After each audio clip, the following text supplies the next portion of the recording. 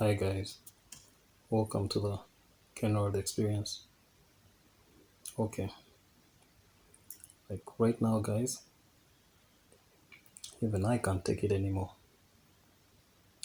The real tragedy to me is not this COVID 19 anymore, but the lockdown. The lockdown is going to cost us way more lives than it's going to save. It's crazy, guys. This is madness. They have to end the lockdown right now. They have to end this lockdown crisis now. There's nothing to gain anymore. There's nothing to gain out of this lockdown anymore. I mean, our people are starving. Our children are starving. Our families are starving. We are starving. When you try to go out to look for some food for the children, you're stopped by police. Police is beating you up. People are being arrested. What's really going on? What's happening? There's nothing to gain from imprisoning us. There's nothing to gain from killing the production, killing businesses. I mean, after this lockdown, what are we going to return back to? We have lost everything. I was talking to a few friends of mine. People only had rent to last them for 3 months. This is the last month that they can afford rent at home and the business rent. We are totally broke. We have nothing. And we are hungry. What's happening? You know, when these politicians called this lockdown thing, we thought that the purpose for the lockdown was to help them build capacity with the hospitals, you know, train doctors, equip hospitals, and prepare them for the massive, numbers of patients that were going to come. It was to buy some time, but we all understood that it was inevitable that this disease would come, that this storm was coming.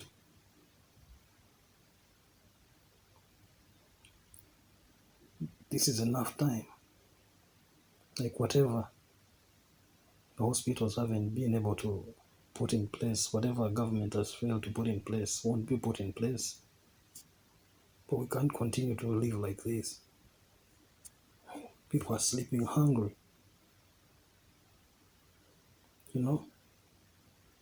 This is Africa. We all know this African economy can't withstand this long, you know, freezes. You can't freeze an African economy for this long. We're not the US. We're not the UK. We're not these first world countries. This is Africa, people. We are dependent on aid. We have nothing. There's all this fake scarcity. We don't have food. We are digging our grave. We are committing suicide.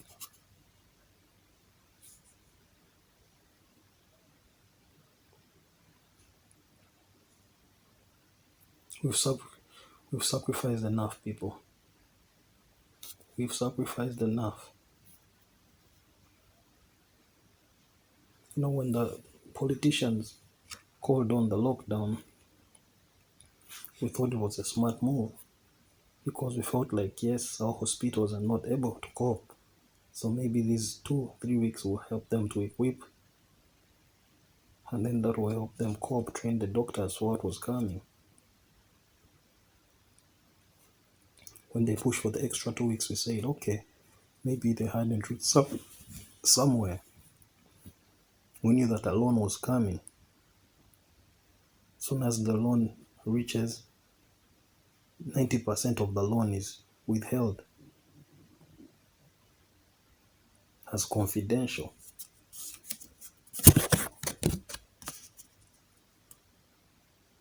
as classified funds.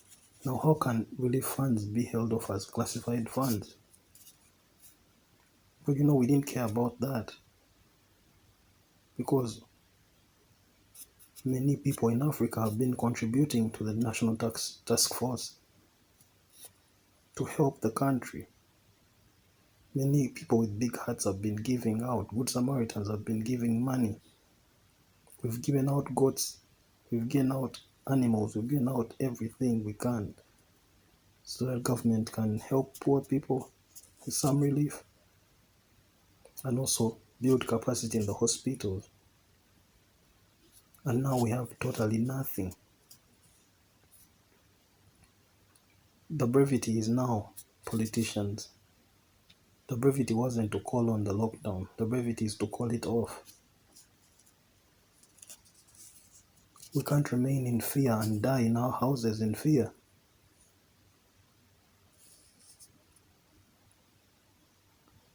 The lockdown wasn't aimed to reduce the inevitable. The spark of numbers was inevitable. The lockdown was to help us prepare to handle this spark.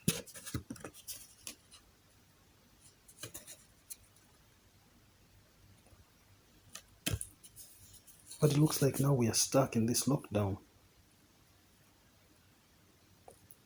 You get out in the morning, look at the streets that have been militarized. There are these curfews, guns all over the place. They are arresting people. They are arresting good Samaritans for giving out food and saving people's lives. They have reduced our shopping hours. Some of us don't have money. At the end of the day, after negotiating, someone sends you some little charity money. And before you can buy anything to eat, there's a curfew. And you're being beaten and being arrested. And the children are sleeping without food. Fathers have been locked in prisons for months.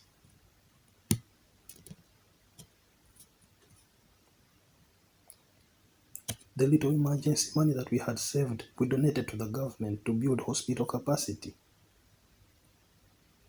Because we thought this lockdown would be done by now.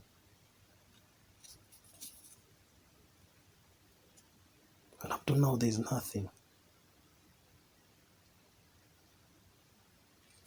And they're beating us up. We have friends that have been in prison now for a month just because they went out to shop food. You need to start treating us like adults. We are in crisis. We are anxious. We are adults, genuinely concerned, looking for food for our families.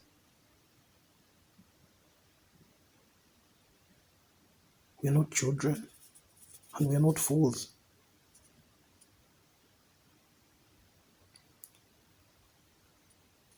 Every day you wake up in the morning, citizens, good Samaritans, being arrested, being beaten up for feeding the poor.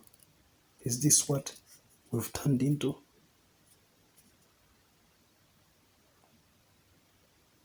With the strike of a pen, now you're keeping fathers in jail, away from providing for their wives and children. With the strike of a pen, you've banned business. With the strike of a pen, you've stolen our civil liberties. Our goodwill in staying home to let us build capacity in hospitals has been turned against us. We're now in an authoritarian dictatorship where you can't even go out to look for food for your children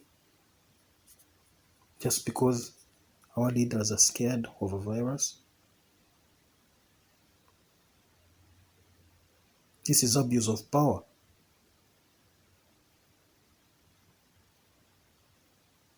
This is abuse of the power by a few, concentrated few. No, we can't continue living like these people. We can't.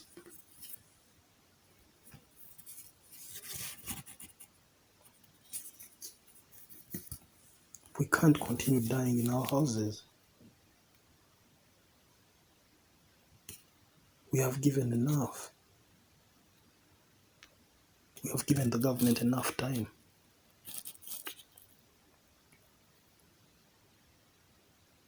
Thousands of businesses were on our lifeline. We're just on our lifeline. 2 or 3 months of survival. This is Africa. We don't have capital. We don't have money. Now we're being forced to close. Thousands of people are losing jobs. You wake up every day in the morning and a friend is telling you, I was just called by my boss and I was fired.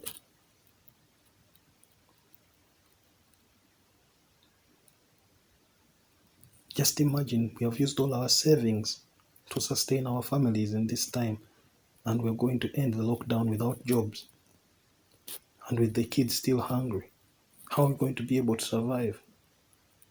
Our children have nothing, and now we also have nothing. We have no businesses, we have no jobs.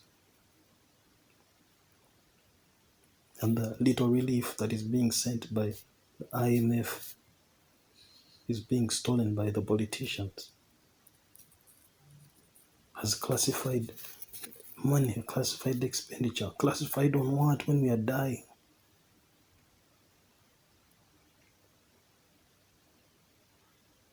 We are not a developed nation. We're not developed. Africa is not developed. We have no means to handle this crisis. We all know that. Why are we lying to ourselves? Just because America is doing stuff doesn't mean we can do it. Why have you turned our trust against us? Why are you turning us, good-willing citizens, into subjects of your authoritarian rule? There's no justification for this lockdown anymore.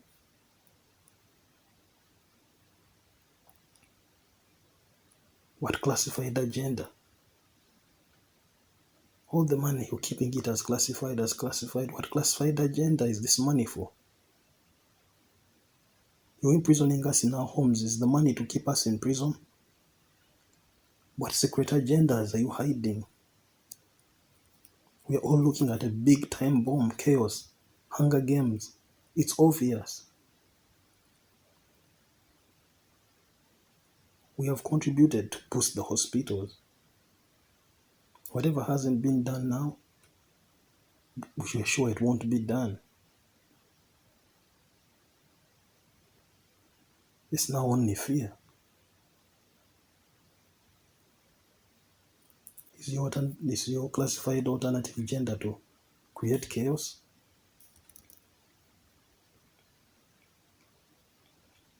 If there's good scientific reason, to allow us to starve just because we are fearing this pandemic, this epidemic or pandemic or whatever it is, let us see the data and let us decide our fate. That's our right, and the data must be localized. Show us who is sick, what demographic, what ages.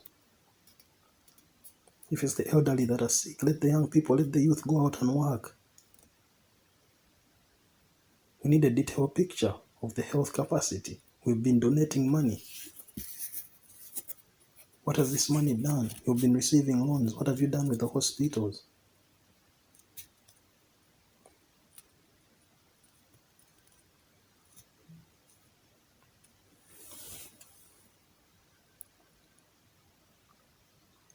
Every day we spend in lockdown.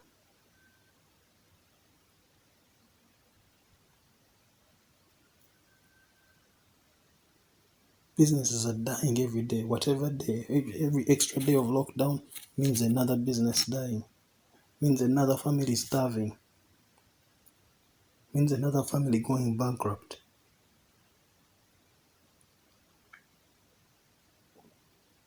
And the sad thing is that all this is against the data. New data is good. It's showing that corona is not, much as it's dangerous, it's not as deadly as we thought. Many people are asymptomatic, which means that they will not even know they got the virus. And then many more others are going to recover even if they get the virus. Only a few that are vulnerable that will die. But these few don't mean that the whole world turns into Hunger Games. If you want to open the economy and you feel like it has to be, a phased approach, we have no problem with that. Excuse me.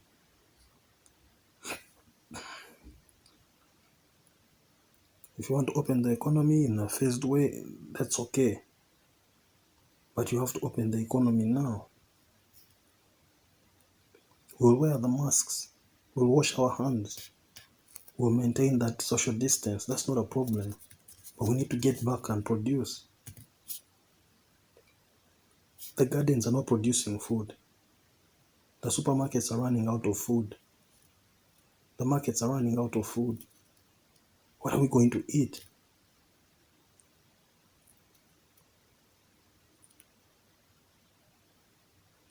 The rest of us must need to get back to work now. We must begin producing. We must be allowed to earn a living. We must at least retain a right to live, a right to be alive, to enjoy this earth, to survive.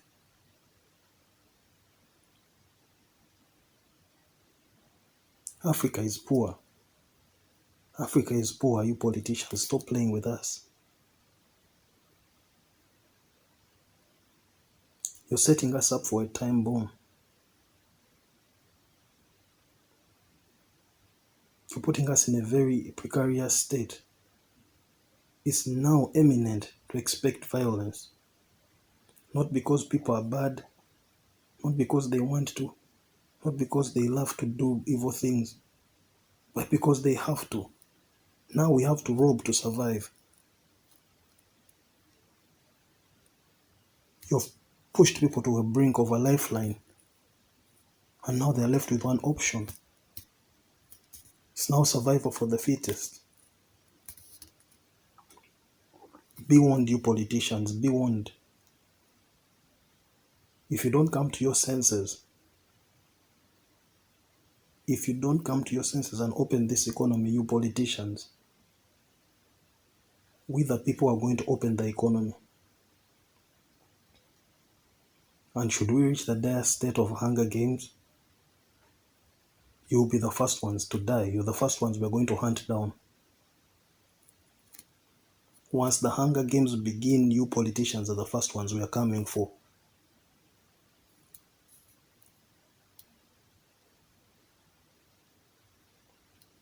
Anyway, we hope you do the right thing. We hope you do the right thing, and we hope you do it now. You do it as soon as possible.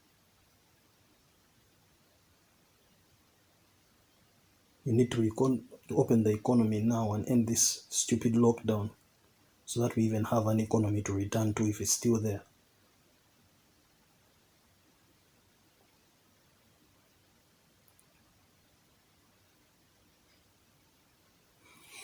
Thank you, guys.